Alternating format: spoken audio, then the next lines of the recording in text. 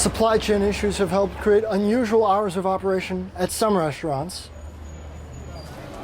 and long lines at others.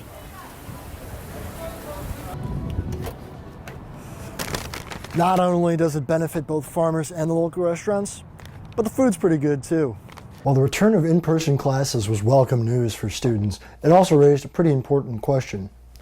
What makes it safe to transition from Zoom and back to the classroom, but not safe enough for fall and spring break?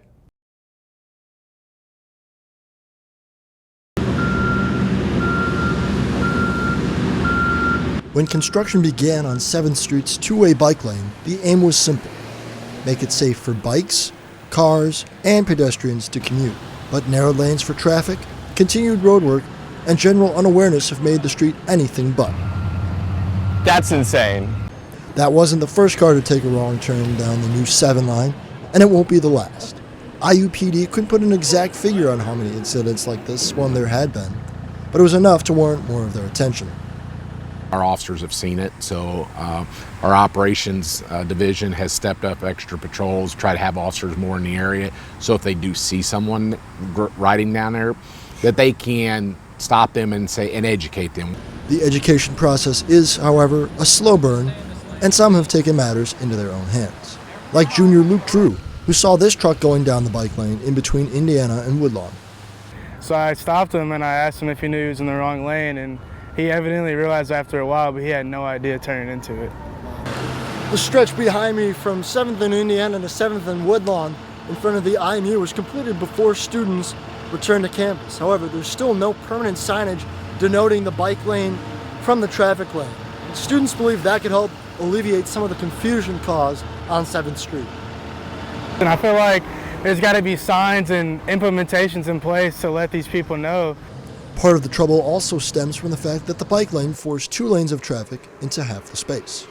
This in turn has made it difficult for buses to get around tighter corners and harder for cars to get out of the way. When the entire 3/4 mile trail is completed, it will stretch from the IMU to the Beeline Trail on Morton Street. But that won't be done until the winter, per the city of Bloomington. In the meantime, commuters simply need to keep their eye on the road. Months after the pandemic began, people are asking a different question when they go out to eat. Open or closed? People in Bloomington and around the world are still acclimating as businesses continually adjust their hours of operation.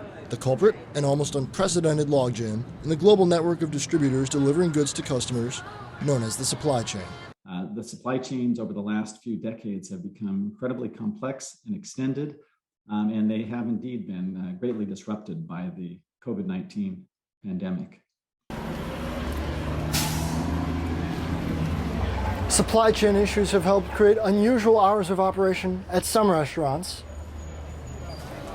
and long lines at others. Part of the challenge comes from a lack of, supplies. A lot of stuff is getting sold out.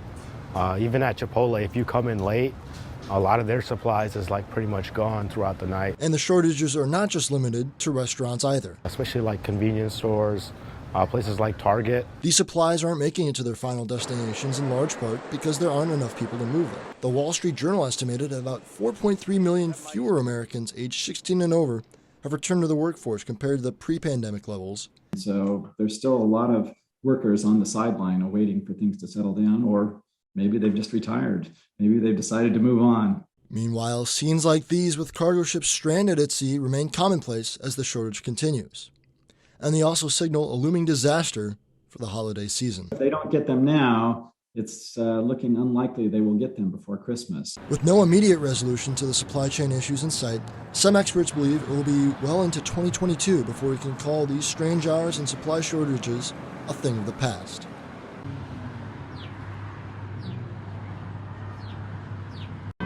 It's been a year to remember for all the wrong reasons. Classes on Zoom, masks on faces, and 3 midweek wellness days to replace the lost fall and spring breaks. When IU President Michael McRobbie announced in-person classes would resume this fall, there were no initial plans to resume the traditional breaks. My first thought was they can't do that to us. Senior Sam Meyer is about to graduate, but having dealt firsthand with pandemic burnout, learned about the break controversy through an online petition. But by the time it dawned on me that I wasn't really affected by it, it didn't matter because I know thousands of people are affected by it, and that's still a problem. While the return of in-person classes was welcome news for students, it also raised a pretty important question. What makes it safe to transition from Zoom and back to the classroom, but not safe enough for fall and spring break?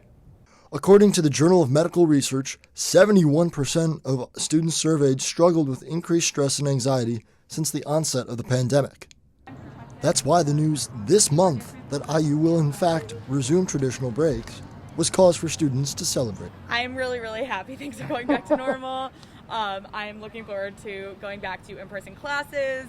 With like the wellness days, it wasn't really a break, it was just like a day off of classes, but I was still doing homework on those days. So like on these breaks I can actually like get a break from school. IU says vaccination rates among students continue to rise and COVID cases remain low for the entire year. The vaccinations were far enough along that she was encouraged enough that there would be full vaccination or close to it among our students by the fall semester so that a fall break would be possible. IU may still make tweaks to their public safety measures and in-person schedule for this fall in accordance with the public health situation at the time.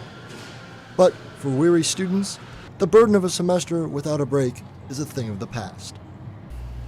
Right, thanks guys. Well, I'm here at the corner of 7th and Lincoln, and as you can see behind me, there is still plenty of work to be done on the new protected two-way bike lane known as the 7 line. The 7 line was introduced by Bloomington Mayor John Hamilton as an eastward expansion of the popular B line.